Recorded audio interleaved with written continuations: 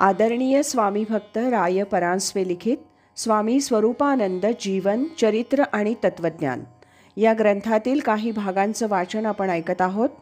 आज ऐकूया प्रकरण 2 स्वावलंबनाश्रम याचा भाग 4. केशवरावांच्या भेटीनं बाबांना आनंद झाला, परंतु दैवी गुणांनी संपन्न अशा या मुलाकडे पाहताच त्यांचा आनंद द्विगुणित झाला. केशवरावांनी बाबांच्या चरणांवर मस्तक ठेवून वंदन केलं आणि त्याचप्रमाणे आप्पांनीही केलं. मामांचं आणि बाबांचं बोलणं चालू झालं आणि आप्पा ते ऐकत होते. परंतु ऐकत असतानाच त्यांची दृष्टी महाराजांच्या अंतःकरणाचा ठाव घेत होती. महाराजांच्या मुखमंडलावर झळकणारं ते दिव्य अध्यात्माचं तेज, ती अंतर्मुख दृष्टी, हे पाहताच हे काही असामान्य दर्शन आहे असं त्यांना वाटलं. त्यांच्या अंतःकरणाचा ठाव आपणाला घेता येत नाही अशी कबुली त्यांच्या मनाला द्यावी लागली. दोघांच्या बोलण्यात काही प्रासंगिक आणि आध्यात्मिक चर्चा सुरू होती, परंतु बाबांचं लक्ष या तेजस्वी मुलाकडं लागून राहिलं होतं आणि त्याबद्दल मामा काही बोलणार तत्पूर्वीच बाबांनी त्याच्याबद्दल तपास केला. मामांनी आपल्या भाच्याचं वर्णन, माऊली आपल्या लाडक्या लेकराचं वर्णन जितक्या प्रेमानं करते तितकं केलं.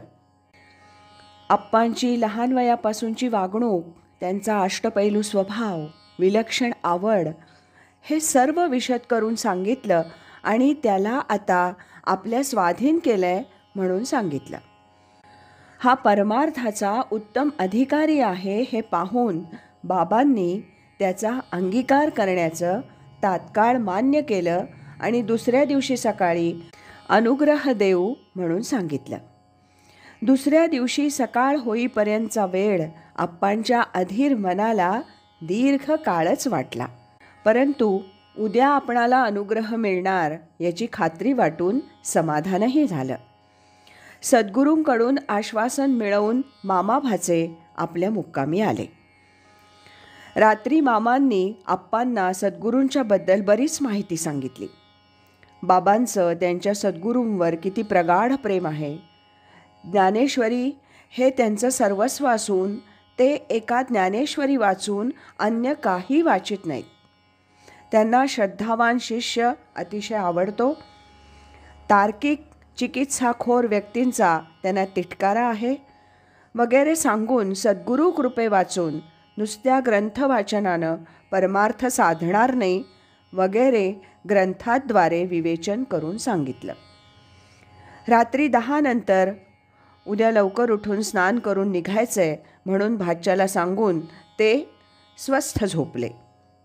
आप्पा देखील झोपण्याच्या तयारीनंच अंथरुणावर पडून होते, परंतु उद्याच्या उत्सुकतेनं भारलेलं मन आनंदाच्या अतिशयानं आपल्या भविष्यकालीन भाग्योदयात विहरत होतं. यात झोपेची ओढ नव्हती की जागेपणाची चाडही नव्हती. विचारांना मुरड घालण्याची शक्यता नव्हती, तशीच आवश्यकताही नव्हती.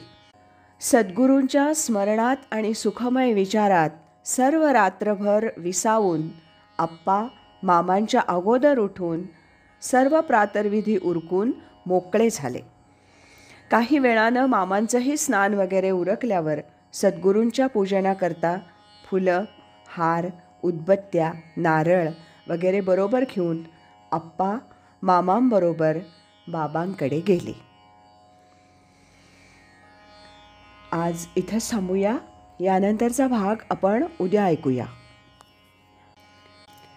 विनंती तुम्हा सद्गुरु स्वामी राया, करोनी कृपा नीरसी मोह माया,